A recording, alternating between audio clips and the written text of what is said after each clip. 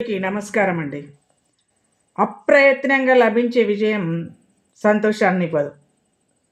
కఠోర శ్రమ వల్ల లభించిన విజయము మధురంగా ఉంటుంది. ఎంతో ఆనందాన్ని ఇస్తుంది. మరి ఈ కఠోర శ్రమ అనేది జరగాలంటే ఏం కావాలి? ఆత్మవిశ్వాసం. అంబేద్కర్ గారు చెప్పారు, ఆత్మవిశ్వాసమే విజయానికి పునాది అని. మరి ఆత్మవిశ్వాసం ఉంటేనే మనము విజయాన్ని సాధించగలుగుతాం. కఠోర శ్రమ చేస్తేనే విజయాన్ని సాధించగలుగుతాం. ఇప్పుడు ఒక సోమరి ఉన్నాడనుకోండి, సోమరికి అప్రయత్నంగా ఏదైనా విజయం లభించిందనుకోండి, ఆయన గొప్పగా చెప్పుకుంటే ఎవరైనా నమ్ముతారా? నమ్మడం విజయండి, అవమానిస్తారు కూడా. అది అప్రయత్నంగానే వచ్చింది కానీ అతని గొప్పతనం కాదు అంటారు. ఎందుకంటే ఇప్పుడు ఒక చెట్టు మీద ఉన్న చీమలు అటు ఇటు పాకుతూ కొన్నాళ్ళకి ఏమైతాయి? గీతలు పడతాయి, రకరకాల ఆకారాలు ఏర్పడతాయి. అంత మాత్రాన వాటి యొక్క కళా నైపుణ్యమా అది? కాదు. అదృశ్యంగా అటు ఇటు తిరిగితే వచ్చిన విజయం. అదేవిధంగా సోమరికి కూడా అదే అన్నట్టు. మరి విజయం రావాలంటే మనం కఠోర శ్రమ చేయాలి. చేయకుండా విజయం రాదు. అబ్దుల్ కలాం గారు ఏమని చెప్పారు? మనస్ఫూర్తిగా పనిచేయలేని వానికి మంచి విజయం లభించదు. మరి మనస్ఫూర్తిగా పనిచేయాలి. మనస్ఫూర్తిగా పనిచేయాలి అని అంటే మనం ఏది ఎన్నుకున్నామో ఆ ఎన్నుకునే దానిలో మొదటగా మనం గుర్తించుకోవాల్సింది ఒకటి. ఏంటి? నీ శక్తి ఏది ఉంటుందో దాన్ని మాత్రమే నీ పనిగా నువ్వు గుర్తించగలగాలి. శక్తి లేని పని చేయలేనప్పుడు అది పనికి రాకుండా పోతుంది. చేయకుండా ఉండడమే మంచిది. శక్తికి తోడు నీకు యుక్తి కూడా కావాలి. నీ ఆలోచన కూడా ఆ పనికి సహకరించాలి. అప్పుడు మాత్రమే ఆ పని నువ్వు ఎంచుకోవాలి. ఎంచుకోలేనప్పుడు ఈ శక్తి యుక్తి ఏది కూడా తగ్గినా ఆ దానిలో మనకు ఎలాంటి లాభం ఉండదు. ఇంకొకటి భగవద్గీతలో చెప్పారు, ఆత్మ సౌందర్యం. అదేవిధంగా నీ ఆత్మ నుంచి నువ్వు చేయగలగాలి. అప్పుడు మాత్రమే ఏ పనైనా విజయం సాధిస్తావు అని. అంటే నీ సెల్ఫ్ కాన్ఫిడెన్స్, ఈ ఆత్మ సౌందర్యం కూడా నీకు ఉండాలి.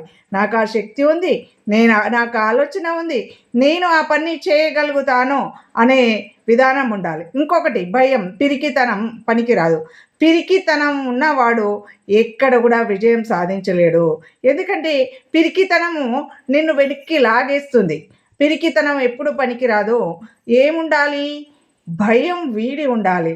ఆ భయాన్ని వీడితే ఖచ్చితంగా విజయం లభిస్తుంది. సరే, మరి అన్నిట్లో విజయం లభిస్తుందా? కష్టం లేకుండా కఠోర శ్రమ అన్నారు కదా అని అంటే అవును, కఠోర శ్రమ చేస్తేనే విజయం లభిస్తుంది. మనమైతే ఏ పనినైతే మొదలు పెట్టామో అది బిజినెస్ కానివ్వండి, చదువు కానివ్వండి, ఇంకేదైనా కావాలండి, మనం కోరుకున్న విజయం రావాలంటే దానికి మనకి ఎన్నో అడ్డంకులు ఏర్పడతాయి. ఒకటి దైవ సంబంధించిన అడ్డంకు కూడా ఉండొచ్చు.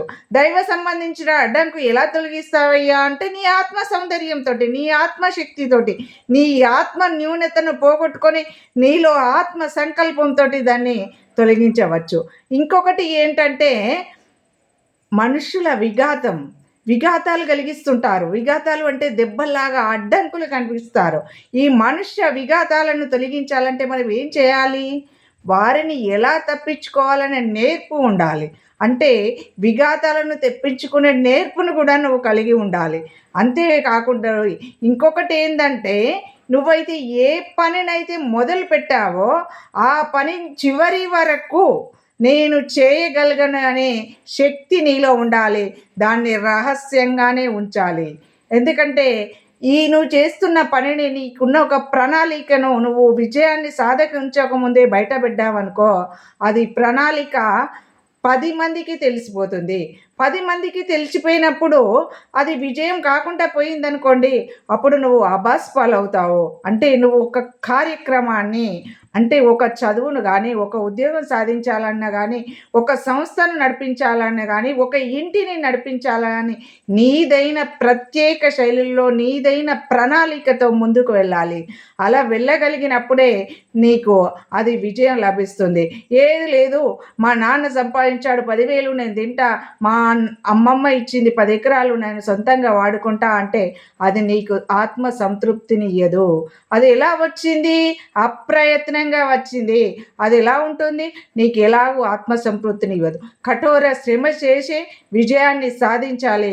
అప్పుడే నీ ఒక విజయం నీకు మధురంగా ఉంటుంది, మహోన్నతుని చేస్తుంది, గొప్ప పేరు సంపాదిస్తుంది. అందుకే ఏ పని ప్రయత్నం మొదలుపెట్టినా కూడా ఇవన్నీ గుర్తుపెట్టుకొని ఆత్మ సంకల్పంతో ముందుకు వెళ్ళాలి. అప్పుడు ఖచ్చితంగా విజయం దక్కుతుంది.